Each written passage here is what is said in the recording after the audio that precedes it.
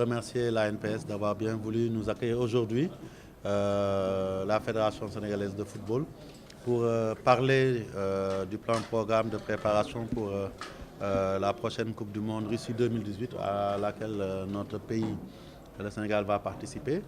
Il a été question, bien entendu, de décliner notre feuille de route d'ici au mois de juillet, puisque la Coupe du Monde commençant le 14 juin, nous espérons y durer et rester jusqu'au mois de juillet. Donc, et ce qu'il faut savoir, c'est qu'après plusieurs mois de travail, nous avons pu dégager une organisation qui repose, bien entendu, sur du déjà vécu, puisque depuis très longtemps, nous avons su, avec le ministère, travailler la main dans la main pour mettre en place un comité mixte.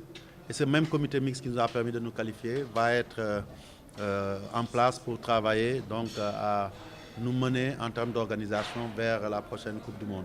Pour ce qui concerne le budget global, préparation et participation comprises jusqu'à la finale, se chiffre à 7 milliards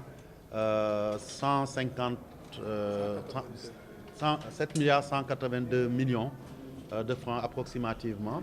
Cela inclut les charges de séjour, les frais de préparation, les primes et toutes les autres questions liées à une bonne présence en Russie.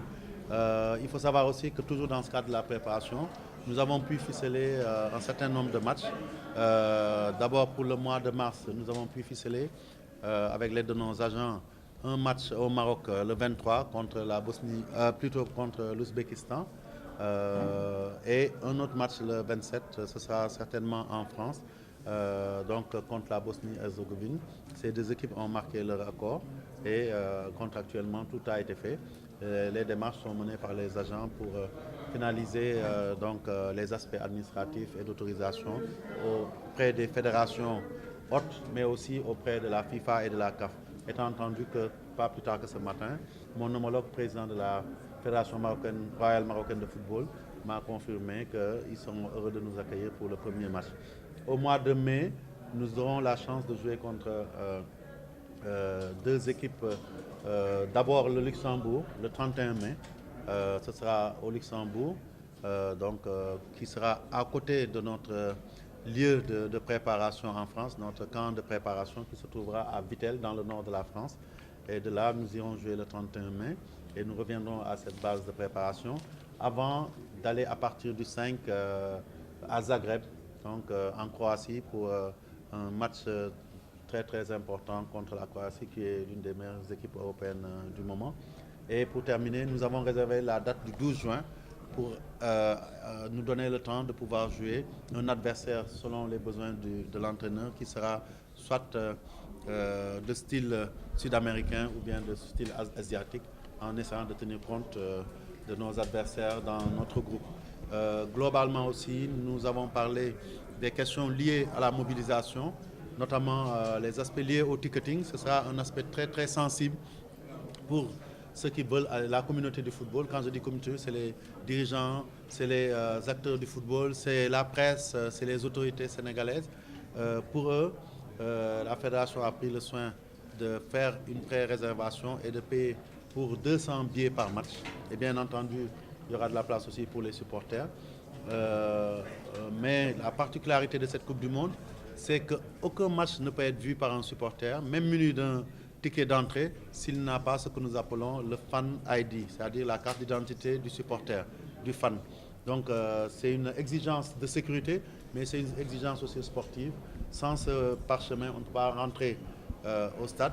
Mais l'autre avantage que ce Fan ID a, c'est qu'avec ce Fan ID, on peut entrer en Russie sans avoir besoin de passer par une ambassade pour avoir un visa. Ça a l'effet d'un visa de séjour. Donc, mais il faut que les gens sachent aussi que pour l'avoir, il faudra aller s'inscrire dans le site de la FIFA, ouvert à cet effet, et que sans cette inscription, dans les meilleurs délais, d'ici au mois de mars au plus tard, il sera plus possible de se rendre en Russie et en tout cas de supporter, d'après les prescriptions qui nous ont été données par l'organisation.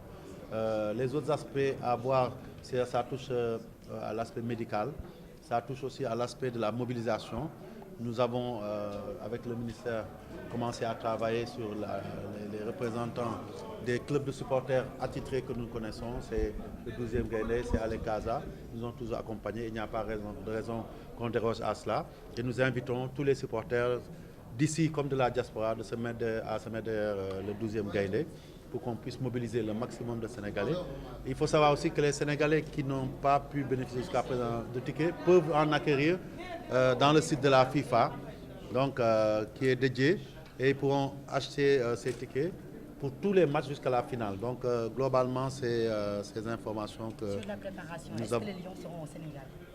À ce niveau-là, il faut comprendre qu'au mois de mai, la première phase de la préparation débutera à Dakar.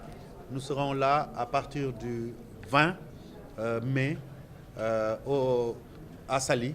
Donc ils se prépareront comme habituellement au Rhino, mais aussi pour les séances d'entraînement à Djamba pendant 5 à 6 jours. Pendant cette période-là, et notamment le 25, ils recevront du chef de l'État, donc le président Macky Sall, le drapeau national. Et le lendemain, ils se déplaceront sur leur camp de préparation à Vitel. Et à cette occasion-là, nous pourrons certainement créer un cadre de communion entre les joueurs, entre l'équipe et son public. Et il faut savoir aussi que malheureusement, nous ne pourrons pas jouer un match au Sénégal. Nous avions essayé de programmer un match avec des adversaires sud-américains, pour notamment le Venezuela et le Paraguay, pour la date du 23 mars. Mais malheureusement, les prétentions financières de ces pays, autour de 500 000 euros, rien que pour le match FI, donc qu'on doit leur verser, et les prises en charge diverses, nous ont fait reculer parce que nous n'avons pas encore aujourd'hui les moyens des grands pays de football. Donc c'est la seule tâche malheureusement sur ce tableau de marche, mais il faut faire avec, et nous espérons que les Sénégalais pourront vraiment voir leur équipe de prêt pendant la préparation ici.